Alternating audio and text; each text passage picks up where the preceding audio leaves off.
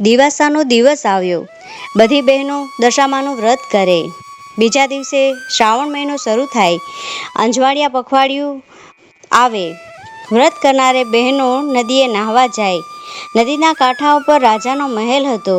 બધી બહેનોને નહાતી જોઈને રાણીએ દાસીને કહ્યું, જા જઈને પૂછી આવ, શાનું વ્રત કરે છે? દાસીએ કાંઠે આવીને પૂછ્યું, બહેનો તમે બધા શાનું વ્રત કરો છો? બહેનો કહે, દશામાનું વ્રત કરીએ છીએ. એ વ્રત શી રીતે થાય?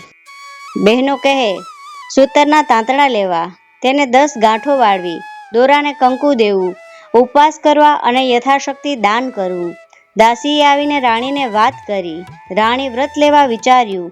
રાત્રે રાજા આવ્યા ત્યારે રાણીએ કહ્યું, હું દશામાનું વ્રત કરું? રાજાએ કહ્યું, એ વ્રત કરવાથી શો લાભ થાય? રાણીએ કહ્યું, નિર્ધનને ધન મળે, મનવાંછિતને ફળ મળે, સુખ મળે, સમૃદ્ધિ મળે, પુત્ર અને પરિવાર વધે. રાજા અહંકારી હતો. એ કહે, મારે ધનની ખામી નથી, રાજપાટ સુખ સાહેબી બધું જ છે. રાજાના આવા વચનોથી રાણી રિસાયા, ખાધા પીધા વગર સૂઈ ગયા. રાત્રે દશામાં આવ્યા અને આખા રાજમાં ફરી વળ્યા. સવાર થયું, રાજ્યમાં અવ્યવસ્થા ઊભી થઈ, અંધાધૂંધી થવા લાગી. રાજ્ય ભંડારમાંથી પૈસા ચાલ્યા ગયા. કોઠાર જોવા જાય તો ખાલી ખમ, અન્નનો એક દાણો પણ ન મળે. ગામની પ્રજા રાજા પાસે આવીને કહેવા લાગી, રાજા રાણી, તમે પહેરેલ લુગડે બહાર નીકળી જાઓ, તમારા રાજ્યની ખરાબ દશા બેસશે. રાજા રાણી તથા 2 કુંવર પહેરેલે લુગડે ચાલી નીકળ્યા. ગામના પાદરમાં ફૂલવાડીમાં જઈને બેઠા તો ફૂલવાડી બળીને ભસ્મ થઈ ગઈ. રાણી કહે, આપણી કઠણ દશા બેઠી છે, આપણે કહી રહેવાય સાર નથી. રાજાની પ્રજા દુઃખી થશે, એ કરતાં આપણે ચાલ્યા જઈએ. રાજા રાણી આગળ ચાલ્યા. રસ્તામાં કુંવરો ભૂખ્યા થયા. થોડી વારે રાણીને સહેલીનું ઘર આવ્યું. રાણી કહે, બહેન, બટકું રોટલો આપ. જા ભિખારણ, રોટલો કેવો ને વાત કેવી, મારા રાજ્યમાં ભીખ માંગતા શરમ નથી આવતી? એમ કહીને બહેનપણીએ રાણીને ધૂતકારી. રાજા રાણી આગળ ચાલ્યા. કુંવરને તરસ લાગી એટલામાં એક વાવ આવી. રાણી કુંવર લઈને પાણી પીવરાવવા વાવમાં ઉતરી. ત્યાં તો બંને કુંવરોને દશામાએ વાવમાં ખેંચી લીધા. રાણી તો રોતી કકડતી રાજા પાસે આવીને કલ્પાંત કરતી કહે, બંને દીકરા વાવમાં પડી ગયા. રાજા કહે, કલ્પાંત કરશો નહીં, જેના હતા તેણે લઈ લીધા. ત્યાંથી રાજા રાણી આગળ વધ્યા. માર્ગમાં રાજાની બહેનનું ગામ આવ્યું. રાજા કહે, બહેનને મળ્યા વગર જવાય નહીં. એમ પખાલી સાથે સંદેશો મોકલ્યો કે તમારા ભાઈ ભોજાઈ મળવા આવ્યા છે. બહેન કહે, મારા ભાઈ ભોજાઈ આમ ઘોડા પાલખી વગર આવે નહીં. પણ સમજુ બહેન મનમાં વિચાર્યું કે ભાઈની કઠણ દશા હોય તો કદાચ આવ્યા પણ હોય. એમ વિચારીને બહેને સુખડી બનાવી અને સાવ સોનાનું સાંકડું લઈને માટલીમાં મૂકીને મોકલ્યું. પણ જ્યારે રાજાએ માટલી ખોલી તો સુખડી કોલસા થઈ ગઈ ને સાંકડું સાફ થઈ ગયું. રાજાએ વિચાર્યું, મા જણી બહેન મને મારી નાખવા રાજી ન હોય. એણે તો ખાવાની વસ્તુ મોકલી હશે, પણ આ તો દશામાં એ ખેલ જણાય છે. રાજાએ માટલી ભોંયમાં ભંડારી અને આગળ ચાલ્યા. માર્ગમાં મોટી નદી આવી. નદીના પટમાં ચીભડાના વાડા હતા. રાણીને કહ્યું, ભાઈ ખેડૂત, અમને બહુ ભૂખ લાગી, અમે ચીભડું આપો તો સારું. ખેડૂતે ચીભડું આપ્યું, પણ દિવસ આથમી ગયો હતો અને સૂર્યાસ્ત પછી ખાવું નહીં એવું રાજાનું નિયમ હતું. તેથી ચીભડું પડખે મૂકીને સૂઈ ગયા. એવામાં એ રાજ્યના રાજાનો કુંવર રિસાઈને છાનોમાનો મસાળમાં નાસી ગયો હતો. તેથી રાજાના સૈનિકો કુંવરને શોધવા માટે નીકળ્યા. તે ફરતા ફરતા રાજા રાણી જ્યાં સૂતા હતા ત્યાં આવી ચડ્યા. પેલું ચીભડું અચાનક કુંવરનું માથું થઈ ગયું. તે પેલા સૈનિકોએ જોયું. તેથી સૈનિકોએ રાજા રાણીને મારી પકડી લીધા ને પોતાના રાજા પાસે લઈ ગયા. પેલા રાજાએ તેમને કેદમાં પૂર્યા. રાજા રાણીને જુદી જુદી ઓરડીમાં પૂર્યા. રાજા તો વિચાર કરે છે, 12 મહિનાથી કઠણ દશાના ફળ ભોગવી રહ્યો છું. એ દશામાંનો જ ખેલ છે. રાણી ઓરડીમાં એકલી રોતી બેઠી હતી. તેણે વિચાર્યું, તે રાજાએ દશામાનું અપમાન કર્યું છે, તેથી આ બધું દુઃખ પડે છે. 12 મહિના પૂરા થયા. દિવાસાનો દિવસ આવ્યો. શ્રાવણ મહિનો આવ્યો.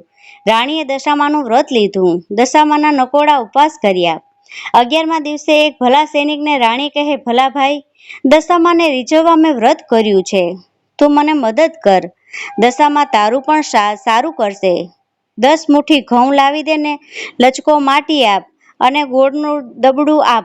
માટીની સાંઢળી બનાવી દશામાની સ્તુતિ કરી કરગરવા લાગી, હે દશામાં, અમે પામર જીવ, અમારી ઉપર દયા કરો માં, એમ કહીને માની મનોમન ભક્તિ કરી. પછી પતિને જમાડ્યા અને પોતે પારણા કર્યા. રાત્રે સાંઢળીને ઘરમાં રાખી સવારે પેલા ભલાભાઈ સૈનિકને આપીને જળમાં પધરાવા કહ્યું. સૈનિકે નદીમાં જઈને સાંઢળી જળમાં પધરાવી.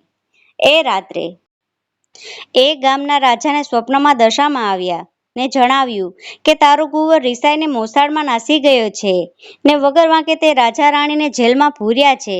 તેમણે છોડી મૂકજે. સવારમાં તારો કુંવર મોસાળથી ઘરે આવશે. જો તું મારી વાત નહીં માને તો એના જેવી બુરી હાલત તારી થશે. સવાર થતાં રાજકુમાર ઘરે આવ્યો. રાજાએ પેલું કુંવરનું માથું જોયું તો લીલું તાજું ચીભડું. સ્વપ્નું સાચું પડ્યું. એણે રાજાને જેલમાંથી છોડી મૂકવા હુકમ કર્યો. રાજા રાણીને સારા કપડાં પહેરાવી રજા આપતા ગામનો રાજા કહે, તમે મારા ગુનામાં નથી, પણ દેવના કોપે તમારી આ દશા થયેલ છે. આમ કહી વિદાય દીધી. રાજા રાણી સમજ્યા કે હવે દશા વળતી લાગે છે, માટે ચાલો પાછા વળીએ. રાજા રાણી બહેનના ગામમાં આવ્યા. રાજાએ વિચાર્યું, માં જણી બહેન મારવા રાજી ના હોય. માટલી કાઢી જોતા જઈએ. ખોદીને માટલી કાઢી જુએ છે તો ખાવા જેવી સુખડી અને સાવ સોનાનું સાંકડું દીઠા.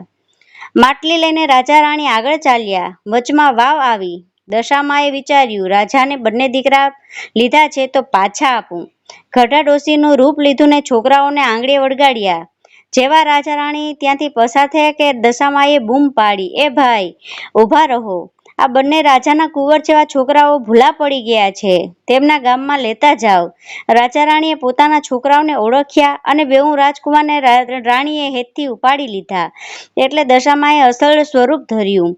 દિવ્ય સ્વરૂપ જોઈ રાજા રાણી પગમાં પડી ગયા. પ્રસન્ન થઈ દશામાએ કૃપા કરીને દશામા કહે, હે રાજા, અહંકાર છોડી દેજો. આજથી તમારી દશા વળશે. તમે ઘરે જાઓ, તમારું રાજ તમને પાછું મળશે.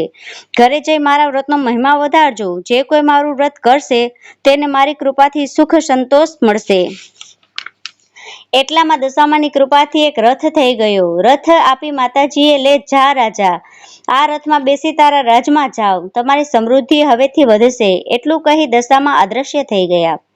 રથમાં બેસી રાજા રાણી કુંવરોને લઈને આગળ ચાલ્યા. માર્ગમાં બહેનપણીનું ગામ આવ્યું. જેણે જાકારો દીધો હતો એ બહેનપણી સામે ચાલીને રાણીને ભેટી પડીને કહેવા લાગી, ઓહો બહેન, ઘણા દિવસે આવ્યા.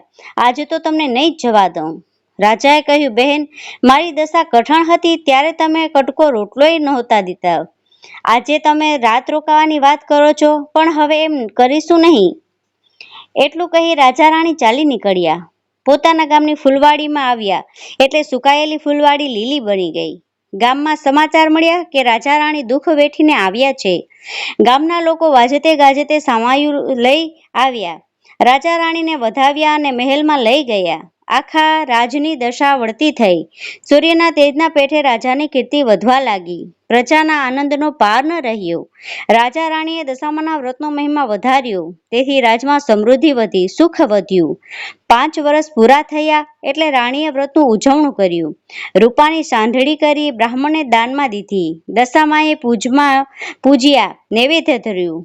ગામ આખાને જમાડ્યું અને દાન પુણ્ય કર્યું. રાણીએ રાજની રીતે પ્રમાણે ઉજવણું કર્યું. તેથી રાજમાં દશામાની કૃપા ઉતરી. જય દશામા. જેવા રાજા રાણીને ફળ્યા તેવા સૌને ફળજો.